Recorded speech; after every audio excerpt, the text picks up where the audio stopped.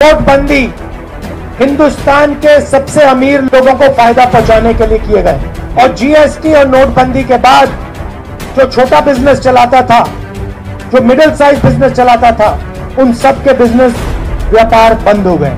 दिल्ली में हमारी सरकार आएगी तो हम जीएसटी को बदलेंगे और एक टैक्स, सिर्फ एक टैक्स होगा, 5 टैक्स नहीं होने वाले।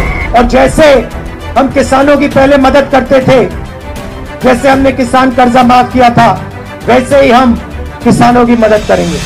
आज मैं आदिवासी भाइयों बहनों से मिला, दलित भाइयों से मिला। फॉरेस्ट राइट्स एक्ट में हमने आदिवासियों को जमीन देने की कोशिश की, लाखों लोगों को हमने उनका जमीन का हक दिया। मगर आज तेलंगाना की सरकार 2 चीजें कर रही है, उनकी जमीन छीनने की कोशिश कर रही है, और जिनके पास जमीन है उनको उस जमीन पर खेती करने का हक नहीं दे रही है। दलित भाइयों और बहनों को हमने 25 लाख एकड़ दिलवाए, उसको कैंसिल करने की कोशिश हो रही है। जमीन आज तेलंगाना में सबसे बड़ा मुद्दा है, और इससे सबसे ज्यादा कष्ट तेलंगाना की जनता को हो रहा है। हमारी सरकार आएगी तो फॉरेस्ट राइट एक्ट को हम 100% इंप्लीमेंट करके दिखाएंगे, और जो दलितों को हमने जमीन का वायदा किया था, जो पट्टा दिया, उसका पूरा का पूरा हक हम उनको देंगे।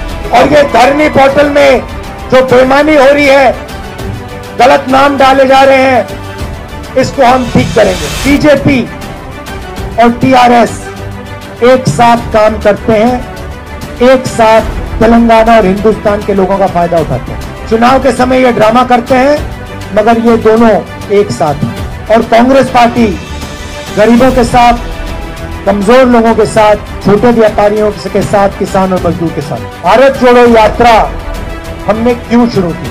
आप सबने देखा होगा कि देश में बीजेपी के लोग, आरएसएस के लोग नफरत और हिंसा फैला रहे हैं। एक भाई को दूसरे भाई से लड़ा रहे हैं।